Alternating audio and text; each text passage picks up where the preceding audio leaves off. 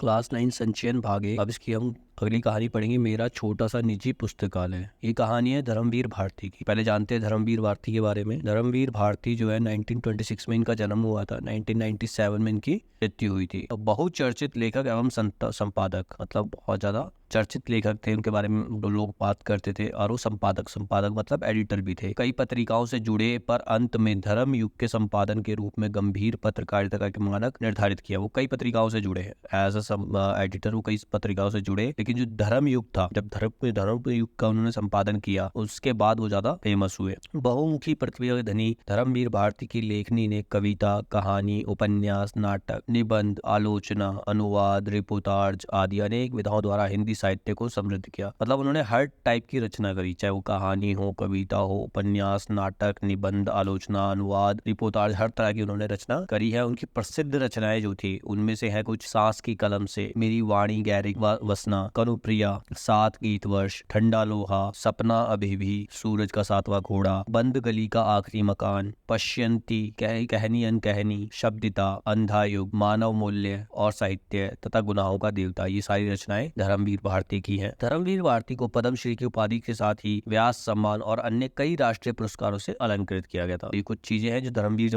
भारती के बारे में है। तो उनकी कहानी के बारे में पढ़ेंगे आज हम, जिस कहानी का नाम है मेरा छोटा सा निजी पुस्तकालय, प्राइवेट लाइब्रेरी। ठीक है। जुलाई 1989। बचने की कोई उम्मीद नहीं थी। तीन जबरदस्त हार्ट अटैक, एक के बाद एक, मतलब लगातार 3 हार्ट अटैक आए। एक तो ऐसा कि नब्ज बंद, सांस बंद, धड़कन बंद, मतलब सब कुछ बंद हो गया, मानो कि उसकी मृत्यु ही हो गई। डॉक्टरों ने घोषित कर दिया कि अब प्राण नहीं रहे, पर डॉक्टर बॉर्जेस ने फिर भी हिम्मत नहीं हारी थी। उन्होंने 900 वॉट्स के शॉक्स दिए, मतलब शॉक दिए गए, भयानक प्रयोग। लेकिन वे बोले कि यदि यह मृत शरीर मात्र है तो दर्द महसूस ही नहीं होगा। अगर उसकी मृत्यु हो चुकी है तो उसे दर्द महसूस नहीं होगा, इसीलिए वो झटके दिए गए थे। पर यदि कहीं भी जरा भी एक अण प्राण शेष होंगे तो हार्ट रिवाइव कर सका है। थोड़ी बहुत सांस भी होगी तो जो हार्ट है वो रिवाइव कर जाएगा शॉक की वजह से। प्राण तो लौटे, पर इस प्रयोग में 60% हार्ट सदा के लिए नष्ट हो गया। मतलब सांस तो आ गई, लेकिन जो 60% हार्ट था वो खत्म हो गया। केवल 40% बचा। उसमें से 3 अवरोध, 3 ब्लॉकेज थी। ओपन हार्ट ऑपरेशन तो करना ही होगा, पर सर्जन हिचक रहे थे, उन्हें दिक्कत हो रही थी। केवल 40% हार्ट है, ऑपरेशन के बाद ना रिवाइव हुआ तो तय हुआ कि अन्य विशेषज्ञों की राय ले ली जाए, तब कुछ दिन बाद ऑपरेशन की सोचेंगे। तब तक घर जाकर बिना हिले डुले विश्राम करें। मतलब उन्होंने सोचा, अब डॉक्टरों ने क्या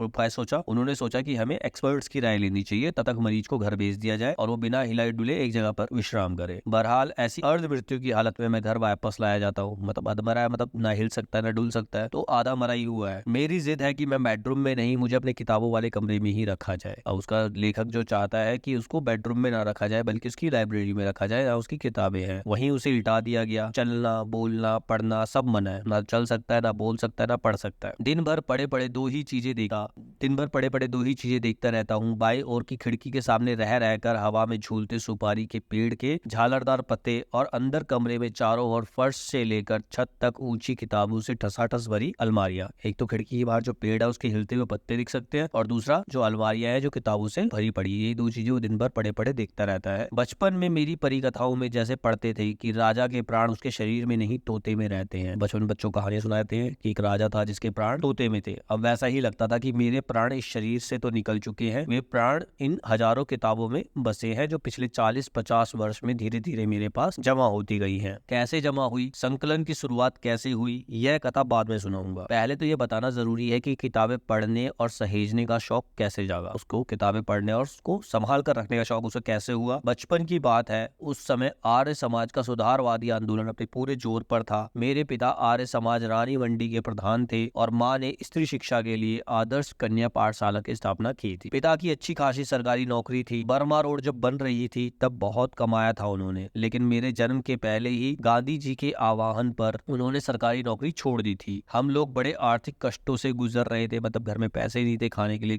भोजन नहीं था। फिर भी घर में नियमित पत्र पत्रिकाएं आती थी, मतलब जो न्यूज़पेपर वगैरह है वो फिर भी आ ही रहे थे। जैसे पत्रिकाओं के नाम लिखे इन्होंने, आर्यमित्र साप्ताहिक, वेदोदम, सरस्वती, गृहिणी और 2 बाल पत्रिकाएं खास मेरे लिए। 2 बाल पत्रिकाएं कौन कौन सी थी? बाल सखा और चमचम, जो राइटर के लिए मंगाई जाती थी। उनमें होती थी परियों, राजकुमारों, दानवों और सुंदरी राजकन्याओं की कहानियां और रेखा चित्र। मुझे पढ़ने की चाट लग गई थी, मतलब किताबें आती थी उसको पढ़ना अच्छा लगता था। जो भी किताब आई उसको पढ़कर खत्म करना है, हर समय पढ़ता रहता। खाना खाते समय थाली के पास पत्रिकाएं रखकर पढ़ता। अपनी दोनों पत्रिकाओं के अलावा भी सरस्वती और आर्यमित्र पढ़ने की कोशिश करता। घर में पुस्तकें भी थी, उपनिषदें भी और उनके हिंदी अनुवाद भी। सत्यात प्रकाश के खंडन मंडन वाले अध्याय पूरी तरह समझ तो नहीं पाता था, पर पढ़ने में मजा आता था। मेरी पूरी प्रिय पुस्तक थी स्वामी दयानंद की एक जीवनी। रोचक शैली में लिखी हुई, अनेक चित्रों से सुसज्जित, वे तत्कालीन पाखंडों के विरुद्ध अदम्य साहस दिखाने वाले अद्भुत व्यक्तित्व थे। कौन? स्वामी दयानंद। ठीक है। कितनी ही रोमांचक घटनाएं थी उनके जीवन की जो मुझे बहुत ही प्रभावित करती थी। चूहे को भगवान का भोग खाते देख मान लेना कि प्रतिमाएं भगवान नहीं होती। जब चूहा भगवान का भोग खा रहा है तो इसका मतलब जो मूर्ति रखी हुई है वो भगवान नहीं है, चूहा वो खा रहा है। घर छोड़कर भाग जाना, तमाम तीर्थों, जंगलों, गुफाओं, हिम शिखरों पर साधुओं के बीच घूमना और हर जगह इसकी तलाश करना कि भगवान क्या है, सत्य क्या है, ये काम स्वामी दयानंद ने किए थे। ठीक है। जो भी समाज विरोधी, मनुष्य विरोधी मूल्य है, रूढ़ियां हैं, उनका खंडन करना। जो समाज के विरोध में या मनुष्य के विरोध में ऐसे भी कोई भी रीति रिवाज है तो उनका वो खंडन करते थे। और अंत में अपने से हारे को क्षमा कर उसे सहारा देना, यह सब मेरे बाल मन को बहुत रोमांचित करता। जब इन सब से थक जाता था तब फिर बाल सखा और चमचम की पहले पढ़ी हुई कथाओं को दोबारा पढ़ता। माँ स्कूली पढ़ाई पर जोर देती, चिंतित रहती कि लड़का कक्षा की किताबें नहीं पढ़ता, पास कैसे होगा, कहीं खुद साधु बनकर घर से भाग गया तो। पिता कहते जीवन में यही पढ़ाई काम आएगी, पढ़ने दो। मैं स्कूल नहीं भेजा गया था। शुरू की पढ़ाई के लिए घर पर मास्टर रखे गए थे। पिता नहीं चाहते थे कि ना समझ उम्र में मैं गलत संगति में पढ़कर गाली गलौज सीखूं, बुरे संस्कार ग्रहण करूं। अतः मेरा नाम लिखाया गया जब मैं कक्षा 2 तक की पढ़ाई घर पर कर चुका था।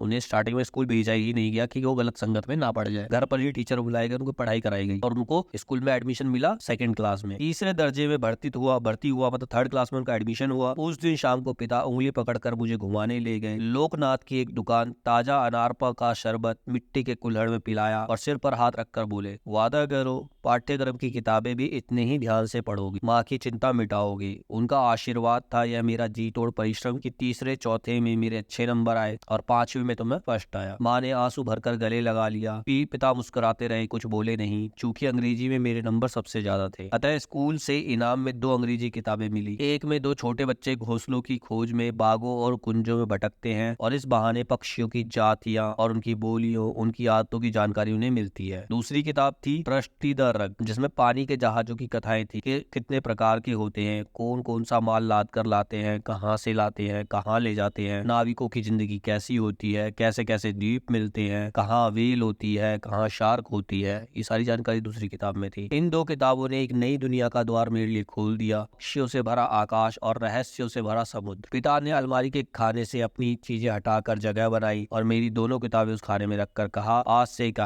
खाना तुम्हारी ही किताबों का है, यह तुम्हारी अपनी लाइब्रेरी है। यहाँ से आरंभ हुई उस बच्चे की लाइब्रेरी। बच्चा किशोर हुआ, जवान हुआ, स्कूल से कॉलेज, कॉलेज से यूनिवर्सिटी गया, डॉक्टरेट हासिल की, यूनिवर्सिटी में अध्यापन किया, पढ़ाया, अध्यापन छोड़कर इलाहाबाद से बंबई आया, फिर संपादन किया, एडिटर बना। उसी अनुपात में अपनी लाइब्रेरी का विस्तार करता चला गया। पर आप पूछ सकते हैं कि किताबें पढ़ने का शौक तो ठीक, किताबें इकट्ठी करने की सनक क्यों सवार हुई? उसका कारण भी बचपन का एक अनुभव है। इलाहाबाद भारत के प्रख्यात शिक्षा केंद्रों में से एक रहा है। ईस्ट इंडिया द्वारा स्थापित पब्लिक लाइब्रेरी से लेकर महामना मदन मोहन मालवीय द्वारा स्थापित भारती भवन तक, विश्वविद्यालय की लाइब्रेरी तथा अनेक कॉलेजों की लाइब्रेरी तो है ही। लगभग हर मोहल्ले में एक लाइब्रेरी। वहाँ हाई कोर्ट है, अतः वकीलों की निजी लाइब्रेरियां, अध्यापकों की निजी लाइब्रेरियां। अपनी लाइब्रेरी वैसी कभी होगी, यह तो स्वप्न में भी नहीं सोच सकता था। पर अपने मोहल्ले में एक लाइब्रेरी थी, हरि भवन। स्कूल से छुट्टी मिली कि मैं उसमें जाकर जम जाता था। पिता दिवंगत हो चुके थे, उनकी डेथ हो चुकी थी। लाइब्रेरी का चंदा चुकाने का पैसा नहीं था, अतः वहीं बैठकर किताबें निकलवा कर पढ़ता रहता था। उन दिनों हिंदी में विश्व साहित्य, विशेषकर उपन्यासों के खूब अनुवाद हो रहे थे। मुझे उन अनुदित उपन्यासों को पढ़कर बड़ा सुख मिलता था। अपने छोटे से हरिभवन में खूब उपन्यास थे। वहीं परिचय हुआ बंकिम चंद्र चट्टोपाध्याय की दुर्गेश नंदिनी, कपाल कुंडला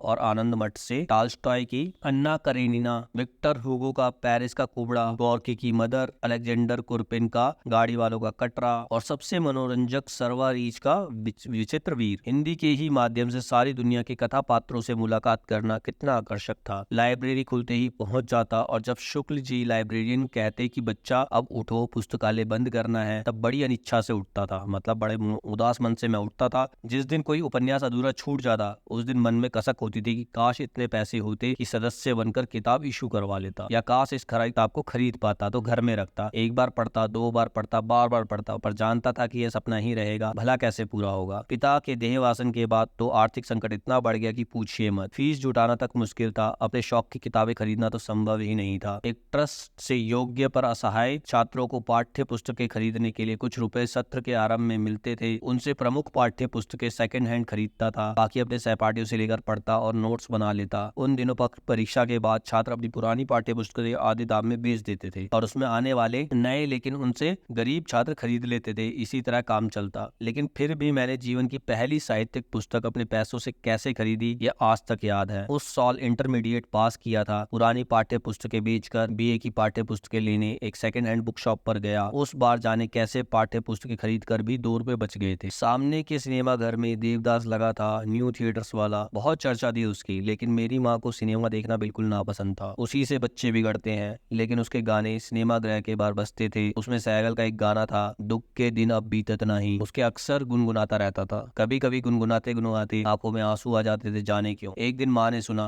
माँ का दिल तो आखिर माँ का दिल। एक दिन बोली, दुख के दिन बीत जाएंगे बेटा, दिल इतना छोटा क्यों करता है, धीरज से काम ले। जब उन्हें मालूम हुआ कि यह तो फिल्म देवदास का गाना है तो सिनेमा घर की घोर विरोधी माँ ने कहा, अपना मन क्यों मारता है, जाकर पिक्चर देखा, मैं पैसे दे दूंगी। मैंने माँ को बताया, किताबें बेचकर 2 रुपए मेरे पास बचे हैं। वे 2 रुपए लेकर माँ की सहमति से फिल्म देखने गया। पहला शो छूटने की देर थी। पास में अपनी परिचित किताब की दुकान थी, वहीं चक्कर लगाने लगा। सहसा देखा काउंटर पर एक पुस्तक रखी है, देवदास, लेखक शरद चंद्र चट्टोपाध्याय, दाम केवल 1 रुपया। मैंने पुस्तक उठाकर उल्टी पलटी तो पुस्तक विक्रेता बोला, तुम विद्यार्थी हो, यही अपनी पुरानी किताबें बेचते हो, हमारे पुराने ग्राहक हो, तुमसे अपना कमीशन नहीं लूंगा, केवल 10 आने में ये किताब दे दूंगा। मेरा मन पलट गया। कौन देखे 1.5 रुपए में पिक्चर। 10 आने में देवदास खरीदी, जल्दी जल्दी घर लौट आया और 2 रुपए में से बचे 1 रुपया 6 आना माँ के हाथ में रख दिए। अरे तू लौट कैसे आया, पिक्चर नहीं देखी? माँ ने पूछा। नहीं माँ, फिल्म नहीं देखी, यह किताब ले आया देखो। माँ की आंखों में आंसू आ गए। खुशी के थे या दुख के यह नहीं मालूम। वह मेरे अपने पैसों से खरीदी मेरी